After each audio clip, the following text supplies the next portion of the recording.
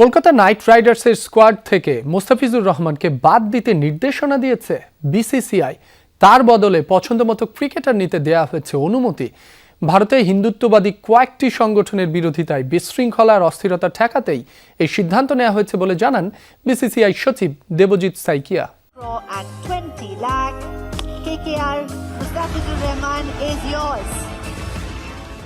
বেশ কয়েক বছর ধরে আইপিএলে একমাত্র বাংলাদেশি হিসেবে প্রতিনিধিত্ব করে আসছিলেন টাইগার পেসার মোস্তাফিজুর রহমান। চলতি আসরের জন্য 9,20,00,000 রুপিতে নিলাম থেকে তাকে দলে ভেড়ায় বলিউড তারকা শাহরুখ খানের দল কলকাতা নাইট রাইডার্স।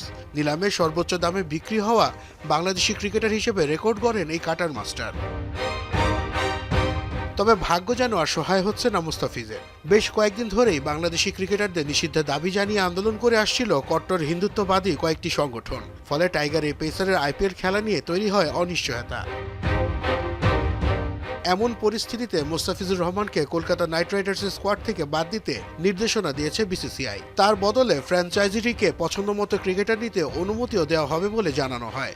দেশজুড়ে সৃষ্ট হওয়া সংকট এড়াতে এই সিদ্ধান্ত নেওয়া হয়েছে বলে জানান বিসিসিআই সচিব Debjit Saikia. CCI has instructed the franchisee KKR. দেশজুড়ে সৃষ্ট অস্থিরতার কারণে কেকেআর ফ্র্যাঞ্চাইজিকে একজন ক্রিকেটার ছেড়ে দেওয়ার নির্দেশনা দিয়েছে বিসিসিআই। বাংলাদেশি ক্রিকেটার মোস্তাফিজুর রহমানকে তাদের স্কোয়াড থেকে বাদ দেওয়ার পর বিকল্প যে কোনো ক্রিকেটারকে তাদের পছন্দ মতো নেয়ার সুযোগ দেবে বিসিসিআই। সংস্থার পক্ষ থেকে সেই অনুমোদন দেয়া হয়েছে। অবশ্য মুস্তাফিজের আইপিএল এর খেলার বিষয়ে কয়েকদিন আগেও সম্পূর্ণ বিপরীত অবস্থানে ছিল বিসিসিআই। কূটনৈতিক সম্পর্কের প্রভাব মাঠে পড়বে না বলে আশ্বস্তও করা হয়। তবে রাজনৈতিক বৈরিতার আগুনে পুড়ে ছাই হল ফিজের প্রথমবারের মতো কলকাতা জার্সিতে মাঠে নামার সুযোগ। এই কাটার মাস্টারকে দলে নেয় বলিউড কিং শাহরুখ খানকেও ছাড় দেয়নি উত্তরপ্রদেশের কট্টরপন্থীরা। বিজেপি নেতা সঙ্গীত সোম অভিযোগ করে বলেন, দেশের মানুষের ভালোবাসা পুঁজি করে উল্টো দেশ বিরোধী কর্মকাণ্ড করছেন এই অভিনেতা।